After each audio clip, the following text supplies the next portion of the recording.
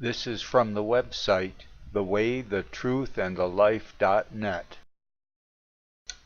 Building on the physical postulates, we have the evolution of physical complexity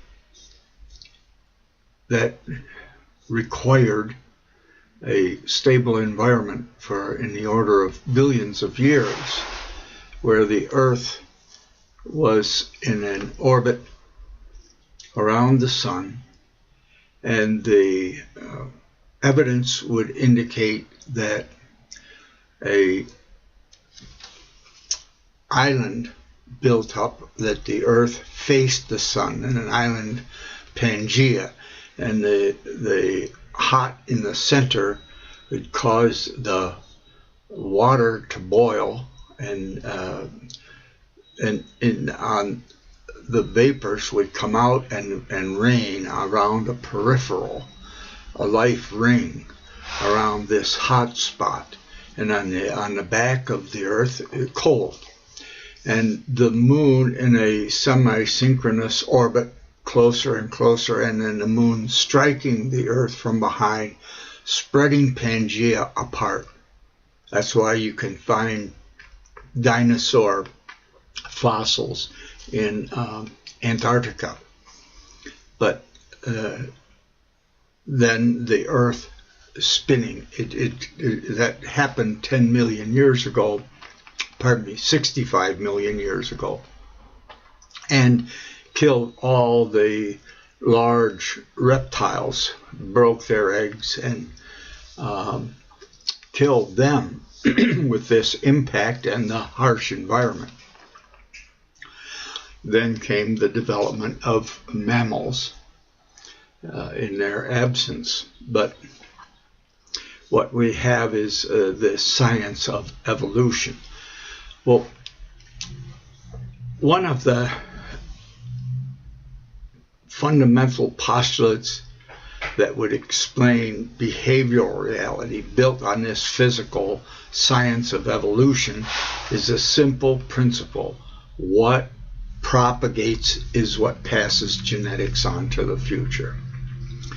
And we find that in many of the mammalian species, it was the dominant or alpha male that dominated male and female and tended to propagate.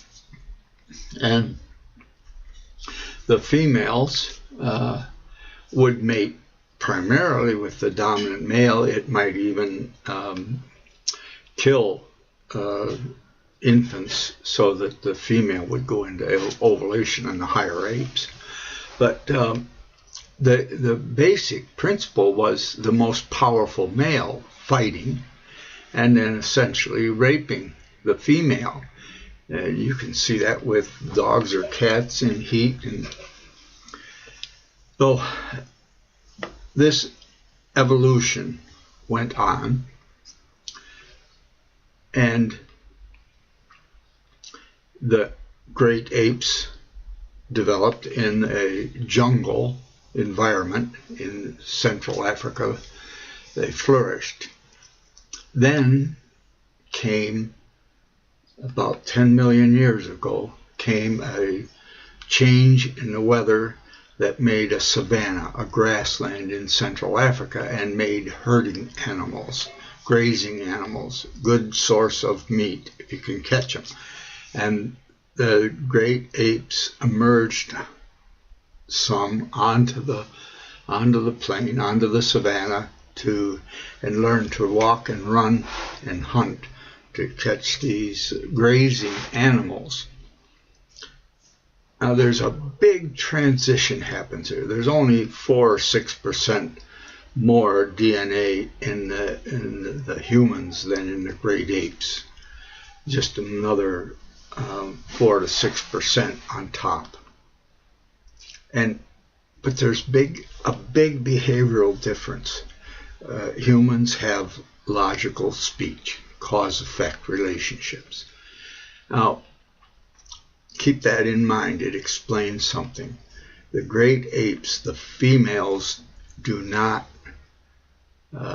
typically perform anti-infanticide. In fact, the most breastfeed to the second molars, which would be equivalent to 5 or 6 years old. And infanticide is very rare, except for males that would destroy another male's offsprings to cause the female to go into ovulation, that he could have offsprings. But this principle of what has babies, what propagates, and typically it's the female that is attractive and goes along to get along. That's an important principle. But now we go to the evolution of humans walking and running and chasing, the men doing the chasing, the women caring for the infants. But something happens that infanticide becomes endemic to the human race. Why? One basic principle. Most females experienced rape, violence on the part of the male. The great apes do not have logical cause-effect speech to reason. They do not associate the infant months later with the violent rape. Therefore, the resentment towards the male that has become genetic is not transferred to the child as a product of the male. I need to insert here, there is a significant physiological difference between male and female brains, both in the number of brain cells and the specialization, right and left hemisphere. It is the male function of hunting and making war or defending gave need for logic more than the female responsibility that would secure the future generations. Her need was to take care of the babies, here and now, today. The males needed to reason on how they hunted in the past to go, how are we going to hunt tomorrow? Or how we made war in the past, how we're going to make war tomorrow. And this led to hemispheric specialization. One hemisphere logical verbal and another hemisphere pattern nonverbal, music, that kind of thing. And this still exists today, and it might explain why female apes did not have the logic to associate the infant with the violence, rape of the male, and they did not perform infanticide, where the males may, in some cases, may have reasoned that somebody else's offspring and I will kill it, or that, or reason if I kill it, I will put this female in ovulation. At any rate, there is a significant difference between the male and female brain, and it may explain some of these things. A common example of this brain differences shows itself in stroke. The female right and left hemisphere tend to duplicate each other with both logic and pattern thinking in both. The male, more specialized logic in one hemisphere and pattern in the other. So when a male has a stroke, the side of the brain where the stroke occurs, if it's just a single hemisphere, the effect is more catastrophic. Where the female, if she has a stroke, the other side is more able to compensate for the loss. Women, humans, have logical cause-effect relationship. Therefore, women can transfer that resentment of the male to the child. It doesn't mean that they don't have a mammalian nursing bond ability, but we understand that there are separate life stages in the brain, that are separate identities, and there are separate areas of the brain that have different functions. And the multiple sources of emotion and reaction. We are not an entity. We are a group. Different life stages and different physiological areas of the brain. So this is the background of humans.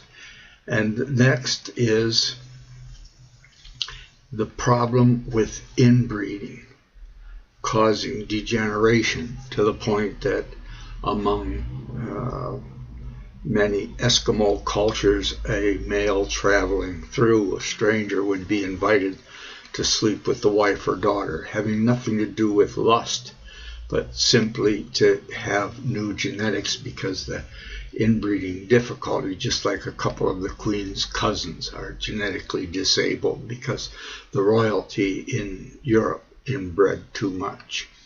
And you have the same thing in the Swiss mountains with the isolated communities with a lot of disability. So the males that attacked another tribe and took the young women and killed the men, now there's evidence for the killing that Steven Pinker on TED put together a lecture that should have been labeled The Myth of the Noble Savage. That's a lie. The savages were brutal and oftentimes ate other humans also. But up to 60% of the hunter-gatherers died by violence.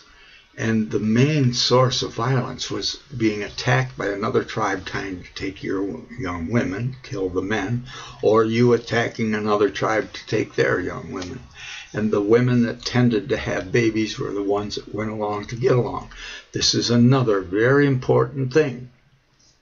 When we had a high school faculty meeting, this was in the 1960s, were race riots in the many cities in America, and they did their best to integrate the inner city blacks into the community. They bused them, the children, to the suburban schools, and in our suburban school district they built a bunch of subsidized apartments that they could move welfare people out of the city into the country and integrate them into the broader community.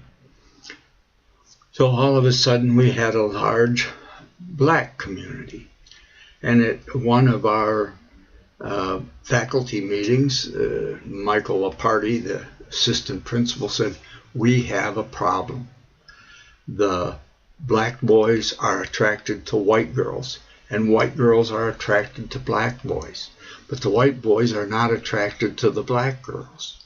So we have a dance, and the black girls, nobody invites them, but they come, and then nobody dances with them. We need to help with this problem that they're being neglected." And we did. We invited our young male students to dance with the black girls, and the ones that nobody was dancing with, a teacher would invite them and dance with them. But then I learned a similar thing, having nothing to do with black and white, but with the Russian. My wife, Olga, grew up in Armenia, and the Russian girls were always attracted to the Armenian boys. But the Russian boys were not attracted to the Armenian girls. And it turns out that with the military, whether it's the Japanese going to Korea or China, the young girls are attracted to the soldier. The American soldiers going to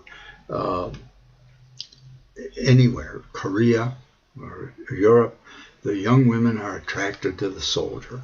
The Russian soldiers going to Afghanistan, the young women are attracted to the soldier. Of course, that's Islam, and they might be killed for being attracted to a non-Muslim, but that still exists. And it turns out that that has a genetic component to it, that those which survived tended to be the young women that were attracted to the invader.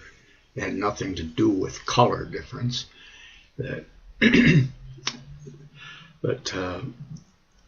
So that's a background there. And the Garden of Eden story is this logical awakening in the tree of the knowledge of good and evil. And the snake, which tempts the woman, is just that male penis. And you can begin to see that things unfold.